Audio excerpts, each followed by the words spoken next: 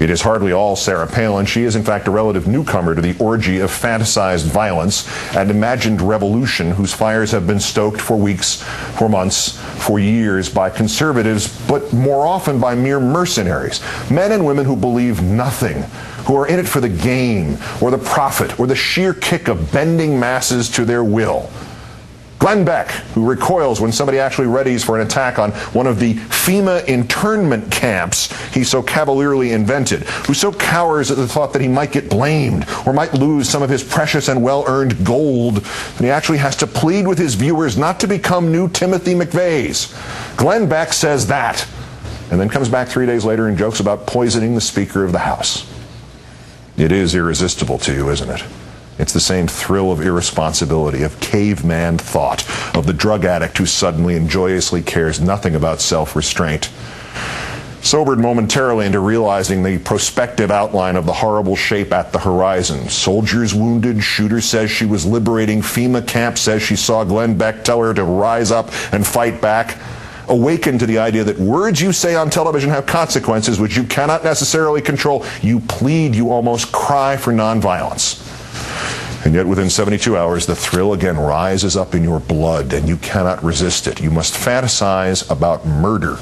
And by the very action of speaking it aloud, you enable others to join you in this Neanderthalian ritual of violence to overcome the enemy.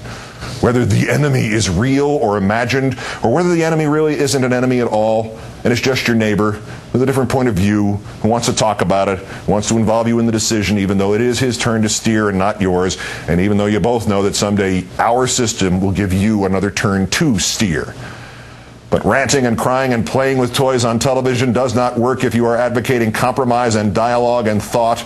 It works only for a mountebank, making the promise of magic and power with the underlying inherent threat of carnage and chaos.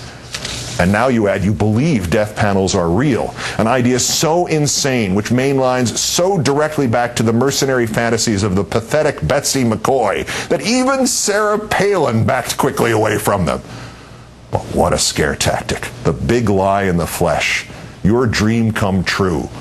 Which is probably why, Mr. Beck, we have not lately heard much of your 9/12 groups, because there you had the germ of an idea, exploitative perhaps, but at its core, beneficial, calming, unifying, thoughtful, restore the sense of September 12, 2001, not of dread or threat, but of collaboration, of meeting in the middle somewhere, of standing together under one flag and trying to improve the conditions of all Americans. And then somebody from your 9/12 group told its members they should all go to the healthcare reform town hall in Tampa and break it up and shout down anybody who disagreed with them and scuffle with the police and demand not discourse but disaster. Your work, Mr. Beck, your contribution to this. God forgive you.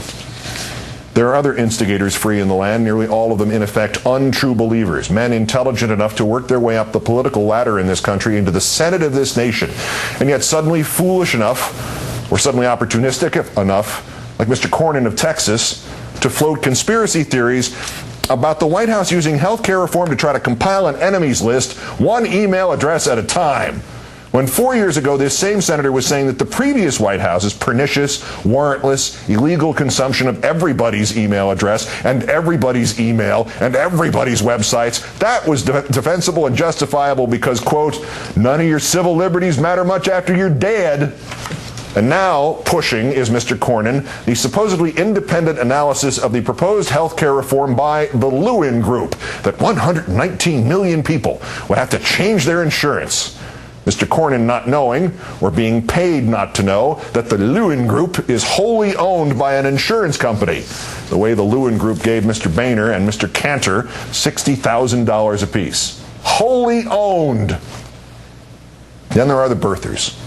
Laughable from the moment they opened their mouths, proffering a conspiracy that somehow began with the placement of birth notices in 2 Hawaiian newspapers 48 years ago this month. But people who do not want this president to be president will believe anything. And that is meat for fading commentators like Lou Dobbs, whatever he actually believes, because the birther movement touches another essential part of the defective soul, the need for an excuse. For they need to convince themselves of an immense conspiracy, and place that conviction as a barrier between their actions and the sad reality that they are not the victims of intricate machinations against freedom, but that they are just garden variety, ordinary racists, that they can handle the most limited of integration only in theory. It will take anything that will let them pretend that when they burst into tears and cry that they want their America back, they are not asking for white power, not asking that somebody make the black man in the White House go away.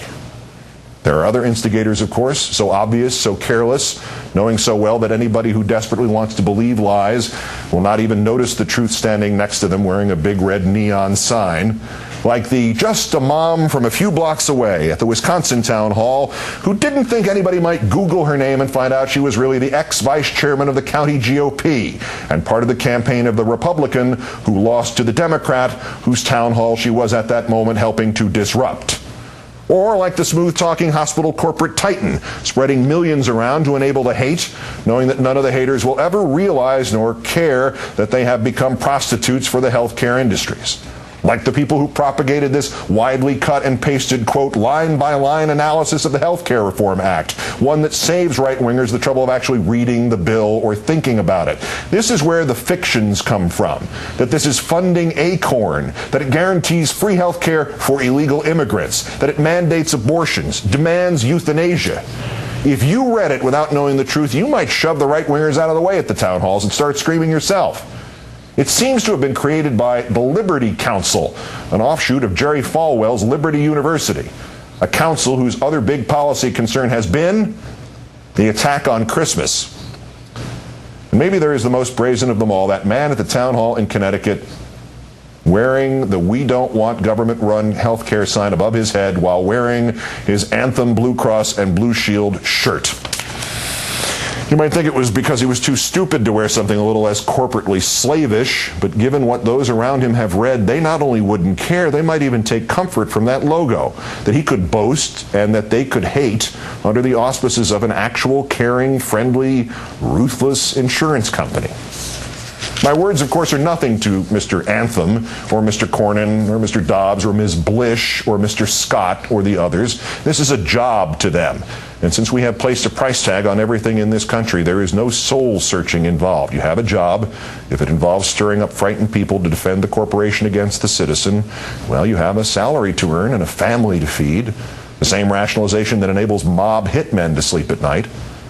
But somewhere in those crowds are genuinely angry and scared people. People who listen to Cornyn or Dobbs or fantasize with Beck about poisoning their way to a Democrat-free world, or who salivate like Pavlovian dogs at the sound of the shrill whistle from Sarah Death Panel Palin.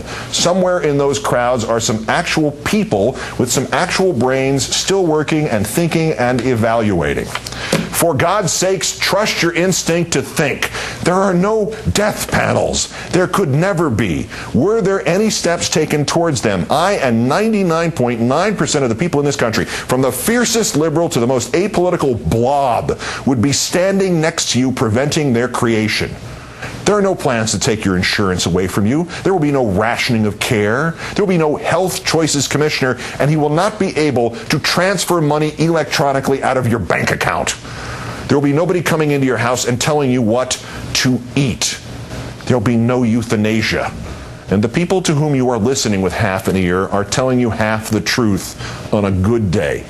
The euthanasia scare comes from something as benign as a proposal to let you put in for insurance if you have to consult a doctor about what to do if you or a loved one are fatally ill. If you are where I was last March when I sat down with the doctors to talk about my mother, fatally ill, not awake, not aware, the healthcare reform will now pay you back for the doctor's fee for that conversation, and it will pay you whether you decide to let your loved one go or you insist to the doctor that they keep that dear one alive at all costs to treat them for months or years or decades more. And this part of this bill actually was originally co-sponsored by a Republican congressman. And from that caring, bipartisan starting point, through her own paranoia or for her own political gain, Sarah Palin has invented the bogeyman of death panels. Think. Please, think before something horrible happens. As you move to bellow that which you know not to be true, as you try to shout down a congressman who is there to answer your concerns, as God forbid you think there's been enough talking and not enough of something else, think of how Lincoln closed his first inaugural address, and remember that wise words stand the test of time. If it were admitted that you who are dissatisfied hold the right side in the dispute, there is still no single good reason for precipitate action. Intelligence, patriotism, Christianity, and a firm reliance on Him who has never yet forsaken this favored land are still competent to adjust, in the best way, all our present difficulty. In your hands, my dissatisfied fellow countrymen, and not in mine, is this momentous issue. The government will not assail you. You can have no conflict without being you yourselves the aggressors. We are not enemies but friends. We must not be enemies. Though passion may have strained, it must not break our bonds of affection.